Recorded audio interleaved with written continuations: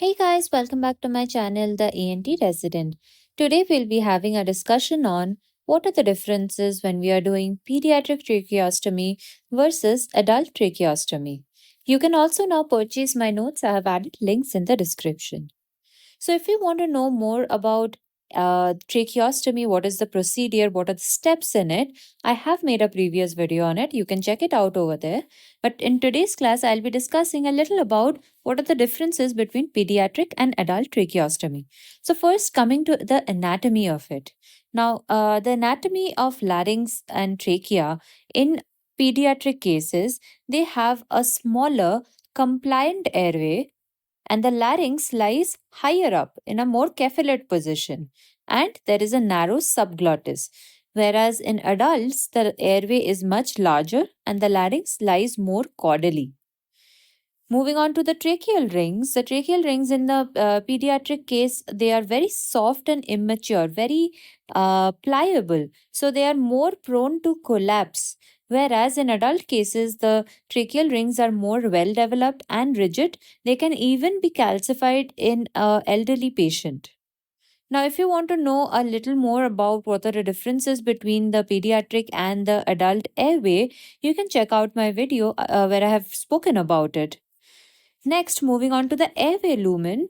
In a pediatric case, the airway lumen is very small. So, the chances of obstruction in the airway of a pediatric case is more critical compared to that of the adults, where the airway lumen is much larger. The soft tissues of the neck in pediatric cases are more mobile, and usually the patients have shorter neck, whereas in adults, the structures are more fixed and the patients have a longer neck. And before you start your tracheostomy, you need to find certain landmarks. You need to palpate the cricoid cartilage, the trachea, the thyroid cartilage, the suprasternal notch. To palpate all of this, these are certain important landmarks. These landmarks are less distinct in case of a pediatric case. It's more difficult to locate them. Whereas in adults, it's much clearer and easier to palpate these landmarks. Next, coming to the technique, we know that tracheostomy can be done in an open surgical tracheostomy, or there are also options like percutaneous tracheostomy.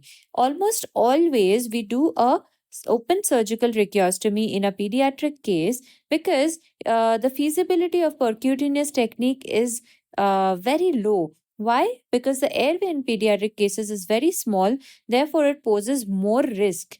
Whereas in adult cases, we can do percutaneous tracheostomy bedside as well as we can do bedside open tracheostomy as well.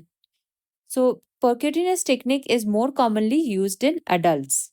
Now, moving on to the level of stoma. So, the level of stoma, because the patient has a shorter neck and the larynx lies higher up, therefore, it may seem that the level of stoma is much high. But the tracheal stoma is made between the second to fourth tracheal rings. Whereas in adults, the tracheal stoma is again at the same location, which is between the second and the third tracheal rings, and the level of stoma is not as high because the larynx lies more caudally in case of adults. Now, risk of cricoid injury is way higher in pediatric cases.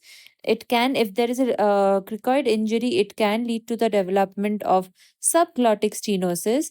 And as the airway of pediatric cases is already quite narrow, a subglottic stenosis will end up in problematic situation. So therefore, we'll definitely avoid a high tracheostomy in case of pediatric cases. Whereas the risk of cricoid injury is way lower in case of adults, and we usually do not perform a high tracheostomy. What we usually do is mid tracheostomy.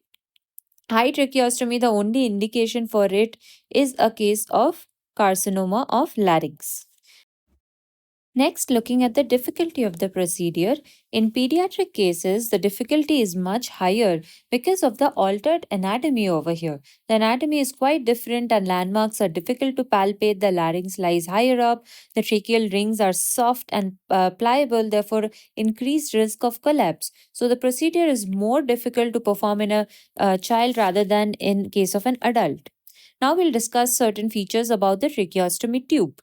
Now, coming to the shape of the shape of the tracheostomy tube is more curved in case of children to follow the airway, whereas in adults it is less curved. Next is material of the tube. We'll prefer a soft and flexible material like, for example, silicone in case of pediatric cases.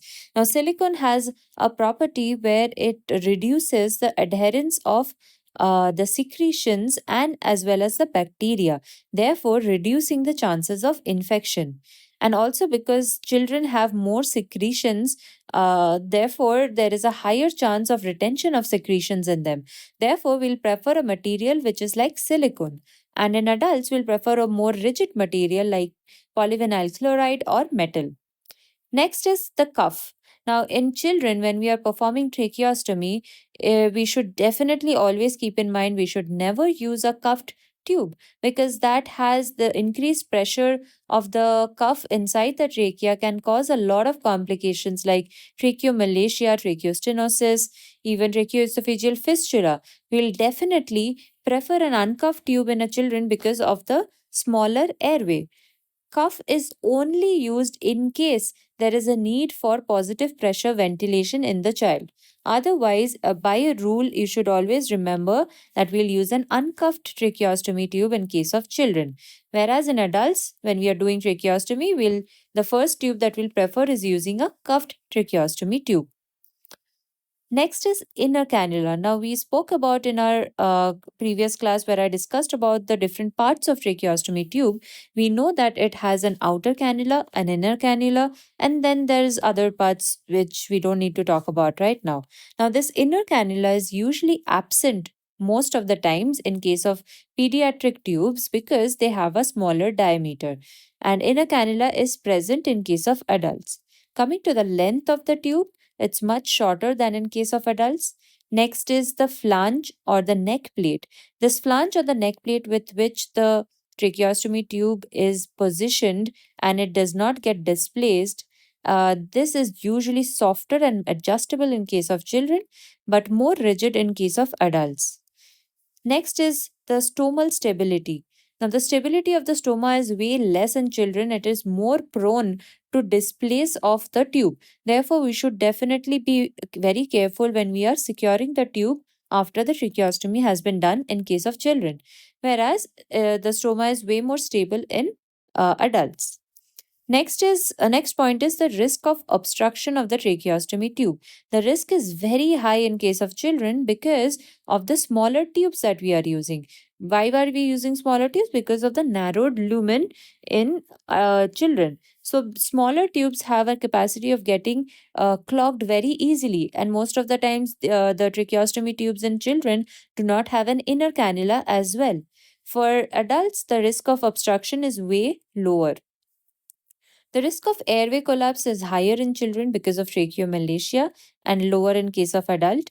We have to suction more frequently in case of children because they have more thicker secretions, and also because we are using only the outer tube and there is no inner cannula in case of pediatric tubes.